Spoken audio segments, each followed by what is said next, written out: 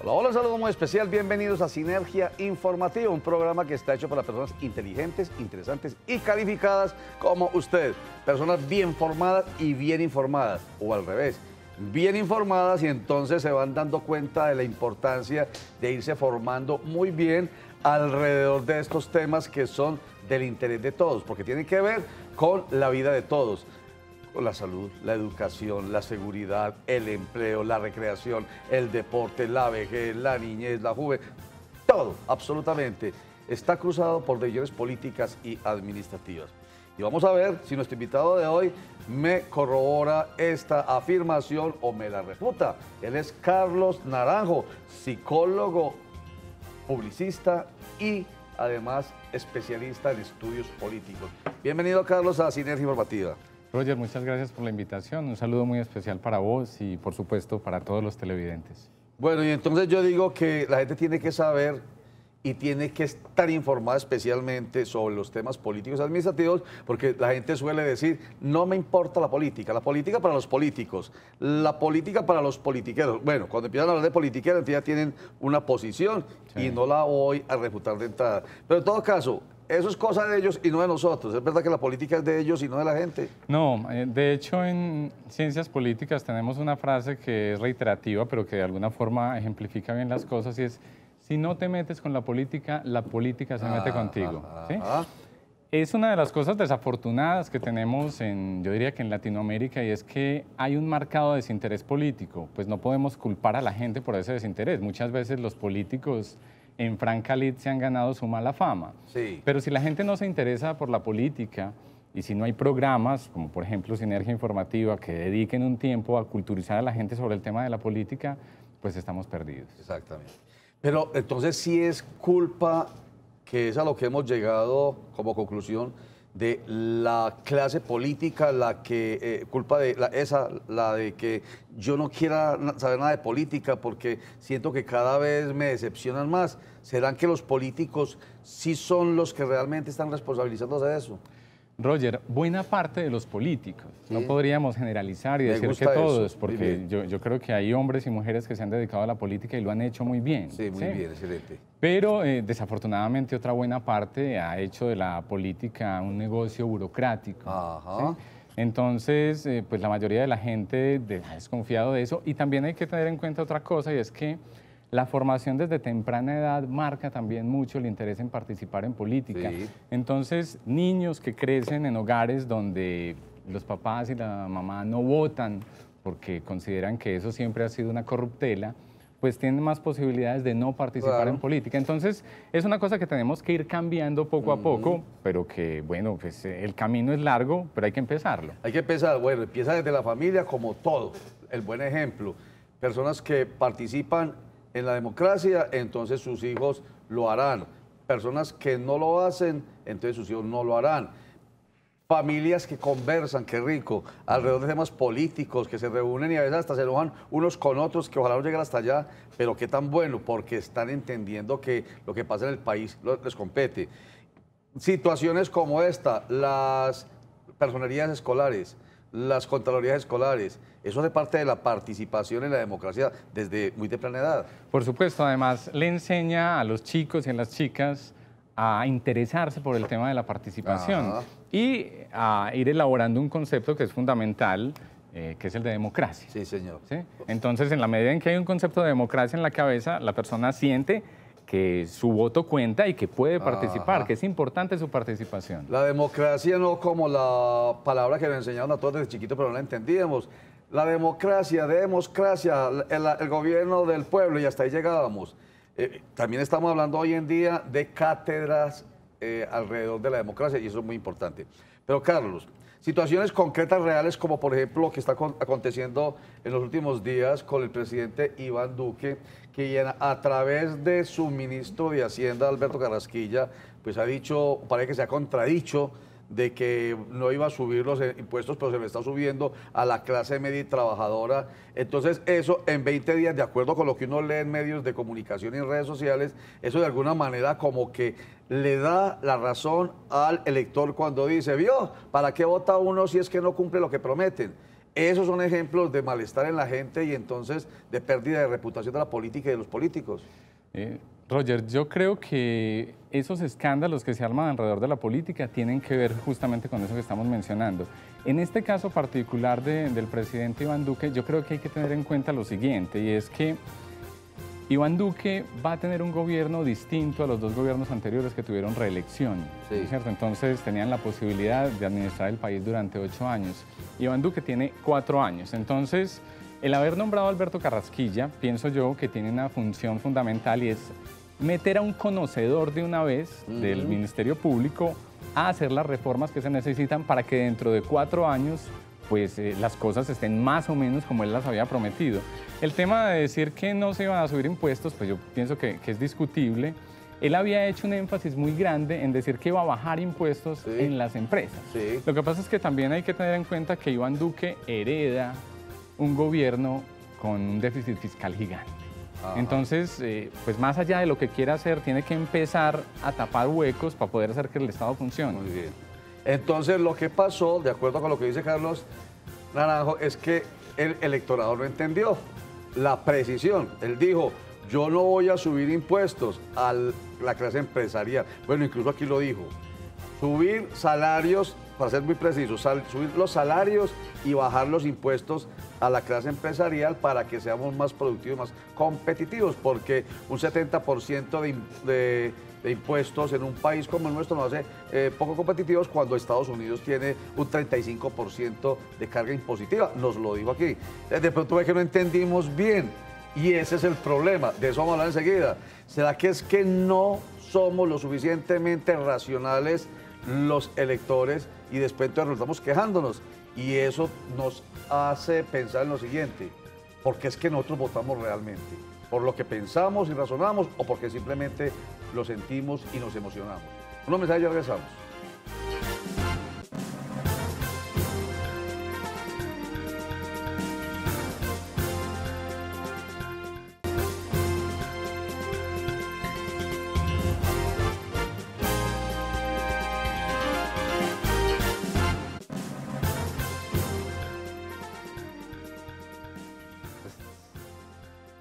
Estamos conversando con Carlos Naranjo. Él es psicólogo, él es publicista, él es especialista en estudios políticos, ciencias políticas, es además el director de 2 medios de comunicación que tienen que ver con esta área que tanto nos apasiona a nosotros y que tiene que ver con todos.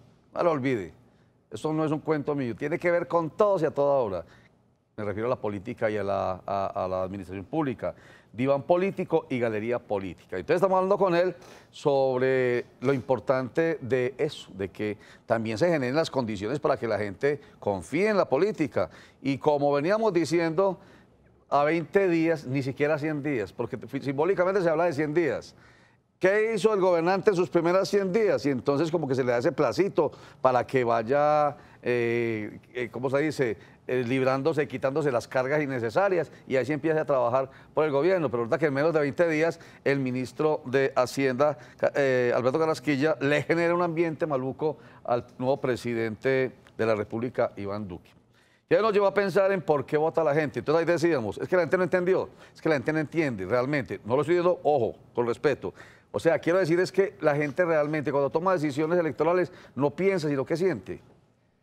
Definitivamente, Roger. ¿Sí es así? Definitivamente. La mayoría de los seres humanos, para la mayoría de decisiones que tenemos en la vida diaria, nos basamos en lo que el Premio Nobel de Economía Daniel Kahneman llamó pensamiento tipo 1. Pensamiento tipo 1. Él divide conceptualmente el pensamiento en 2 tipos, ¿sí? Tipo 1, que es un pensamiento intuitivo, rápido, y tipo 2, que es un pensamiento racional, que exige procesamiento. La mayoría de las decisiones de la vida diaria las tomamos en pensamiento tipo 1. Ese pensamiento tipo 1 es económico, cognitivamente, es fácil, es rápido, pero es susceptible de muchísimos fallos.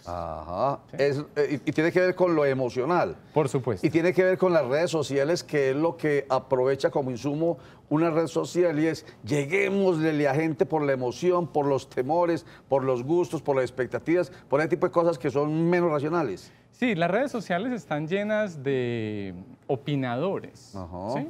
Y en ese sentido, pues la argumentación pasa a un segundo plano. No quiere decir que no sea importante, es importante la argumentación, pero las redes sociales no dan espacio para mucha argumentación. Es decir, un tweet, un post en Facebook, pues no permiten que se haga una tesis de grado alrededor de eso. ¿Sí? Claro. Entonces, simplemente es un argumento sucinto o una emoción lo que hay detrás de eso. Pero es que no permite que haya argumento, pero permite que haya mucha mentira.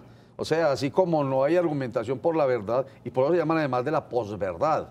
Distinto, la verdad y redes sociales, la posverdad, que recurren más a todo esto, a las emociones, a los sentimientos, a la intuición. Pero entonces es muy fácil decir mentiras. Para la muestra un botón, lo que ocurrió con el plebiscito por la paz del 2 de octubre del año 2016, lo dijo el gerente de la defensa del no al plebiscito por la paz, Juan Carlos Vélez Uribe. Nosotros recurrimos al rumor para ir contra el miedo de la gente o aprovechar el miedo de la gente, contra el narcochavismo, ¿cómo es? Castrochavismo. Castrochavismo, etcétera, etcétera. Eso está mal hecho, ¿no? Roger, ese es un asunto... Dígalo desde el punto de vista no político ni del marketing político, porque algunos dicen que desde el punto de vista del marketing político, excelentemente bien hecho. Sí. No, desde el punto de vista de la esencia de lo que se busca, que es la verdad y que la gente tome decisiones con base en la verdad. Sí, lo que pasa es que la respuesta no es sencilla, Roger. Yo podría decir que desde el punto de vista de la ética, uno esperaría que siempre estuviera la verdad pura y dura en el medio de la argumentación. Pero nos vemos, cuando trabajamos en estrategia política, supeditados a los sesgos con los que trabaja la gente. Sí. Entonces, pues yo lo digo mucho en las charlas que doy, y es, si a mí me pusieran a elegir que la gente vote basado en una argumentación propia de filósofos griegos en el Ágora, pues yo sería de los primeros que levanta la mano. El asunto es que así no suele funcionar el pensamiento y la forma de decidir de la mayoría de las personas.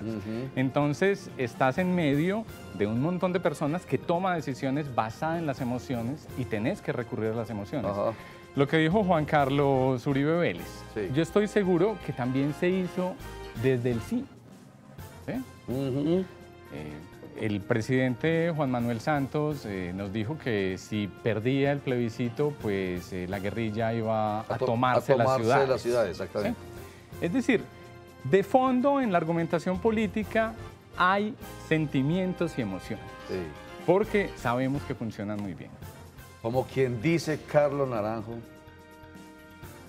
lo que han hecho personajes que son tan criticados porque utilizan las campañas desde el punto de vista no de la verdad pura y dura, o sea, de la ética como usted dice, sino dura y pura, o pura y dura como usted dice, sino desde las emociones y desde la mentira y desde lo oscuro. O sea, la campaña negra, esos son o no. Bueno, o sea, esos son los que se buscan para triunfar. Estamos hablando de JJ Rendón, por ejemplo. Sí.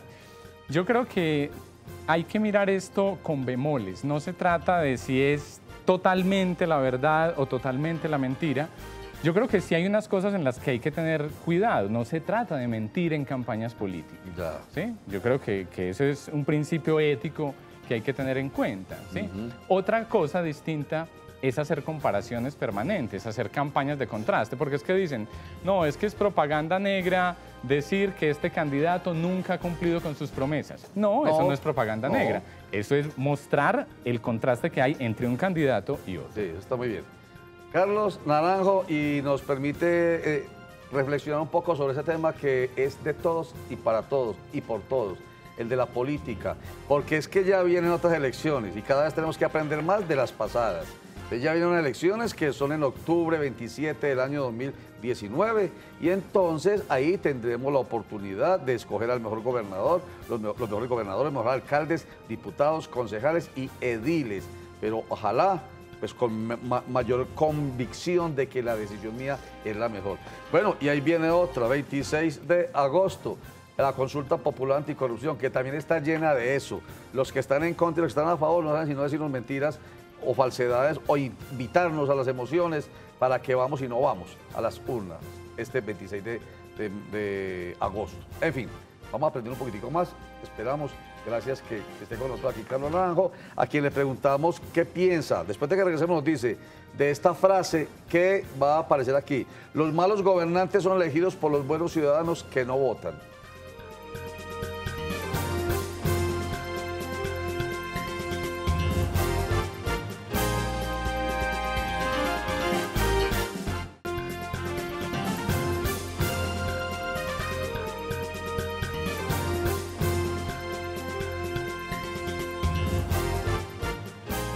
malos gobernantes son elegidos por los buenos ciudadanos que no votan.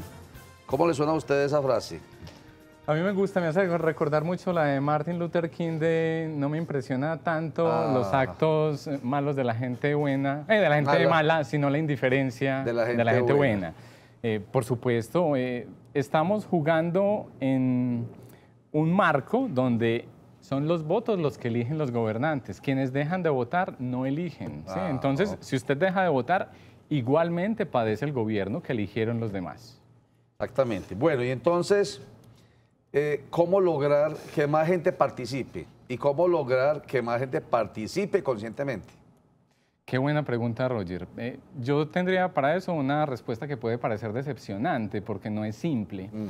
Y se trata de ir generando cultura política. Ajá. Y pues conozco varios colegas que trabajan acá con eso. Pues, por ejemplo, vos o Carlos Andrés Pérez, ¿sí? O lo que tratamos de hacer a través de Diván Político y Galería Política, que es interesar al grueso del público en la política. Ajá. Porque en la medida en que la gente tiene más cultura política, menos susceptible de manipulaciones.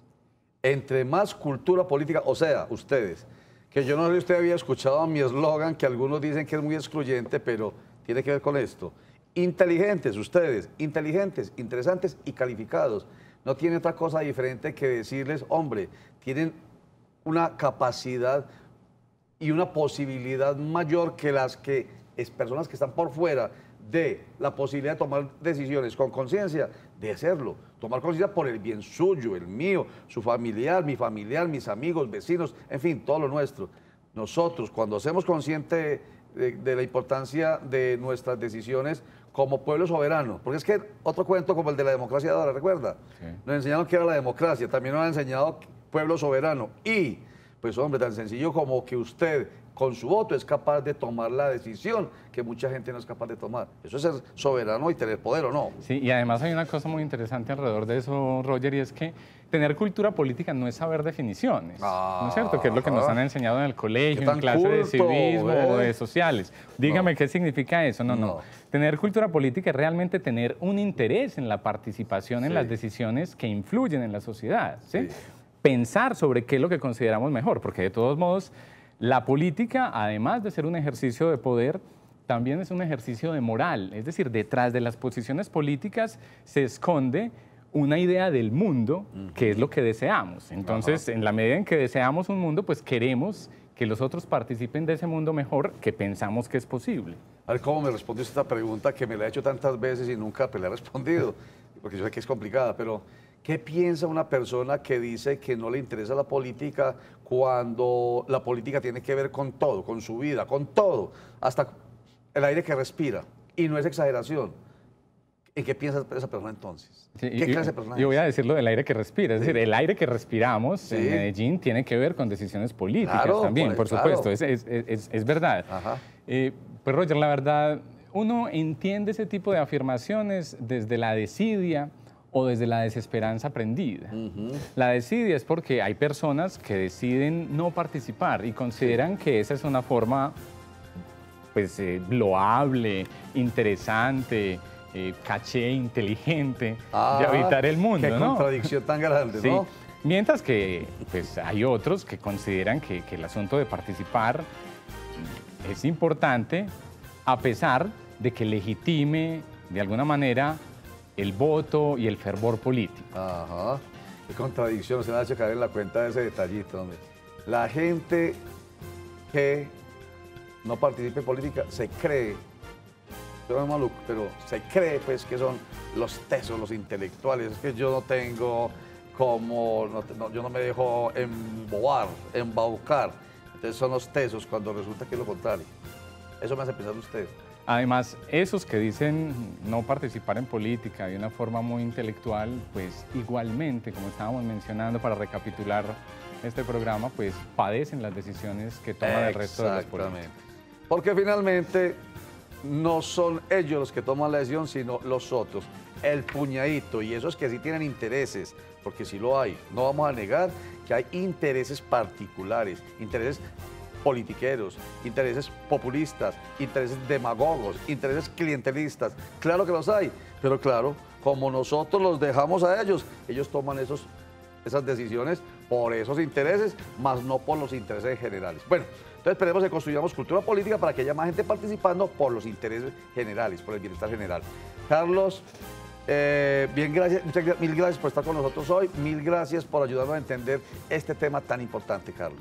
Roger, muchas gracias por la invitación. Pues también a mí me sirve para tratar de entender este tema que pues finalmente nadie en su sano juicio termina de entenderlo a cabalidad. Carlos Naranjo, él es psicólogo, publicista y especialista en estudios políticos, el director del Diván Político y Galería Política, aquí en Sinergia Informativa, ayudándonos a construir cultura política por el bienestar general a través de lo que es ineludible, es que las decisiones políticas administrativas tienen que ver con absolutamente todo. Me gustó lo que dije ahorita, hasta con el aire que respiramos. Recuerden que la información en Sinergia Informativa empieza todos los días a las 12 en Cosmovisión empieza todos los días con Sinergia Informativa a las 12 y vuelve a las 7 de la noche los lunes, de martes a viernes a las 8 de la noche. 12:30, 5 de la tarde y 9:30 de la noche nos cogió la noche. 6:45 de la tarde y 11:15 de la noche, Cosmovisión Noticias. Muchísimas gracias, chao.